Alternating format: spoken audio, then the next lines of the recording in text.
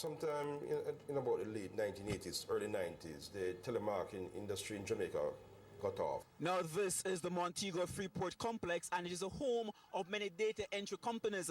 Now within these data entry companies, the lists are generated of many persons in the United States, and on these lists are names, and these names got into the wrong hands, and from this the lottery scam started.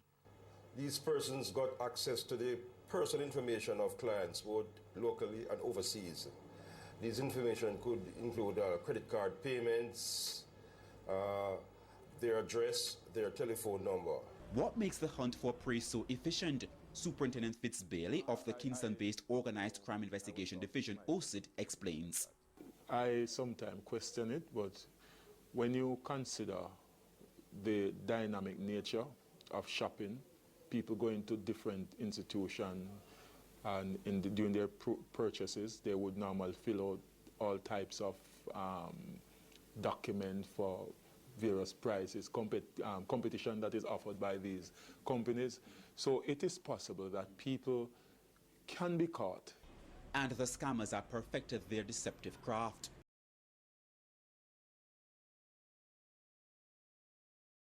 Last year, and this is very conservative, over 30 million US dollars came from that state alone to Jamaica. Now, if you were to multiply that by the amount of state in the United States of America, you could see the significant amount of money. There has been an increase in robberies, shootings, and homicides, all spin-offs of the lottery scam. Of the 239 homicides we got last year, of 175 is directly or indirectly linked to the lottery scam.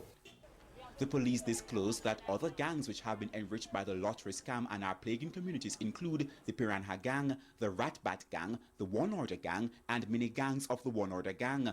From Bottom Pen in Glendevon to Flanker and Canterbury, these gangs are said to be merciless in their onslaught. Another community which is reeling from the effects of the scam was highlighted.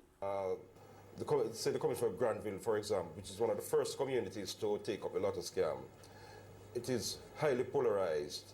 A lot of persons live in fear, a lot of loose spending, family life is affected, school is affected, everybody seems to be a bit tense.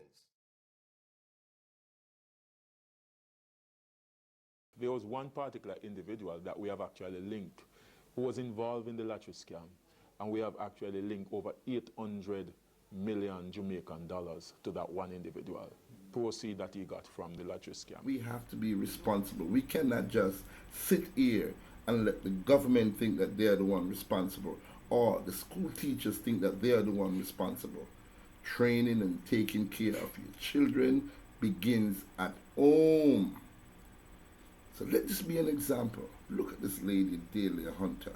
She should be retiring now, sitting back in her gardens with her two sons hugging them, even if there's no money. But there's that wealth of love. Greed, ladies and gentlemen, have led some of us to do some of the most stupidest thing on the planet Earth. I hope this will serve as an example.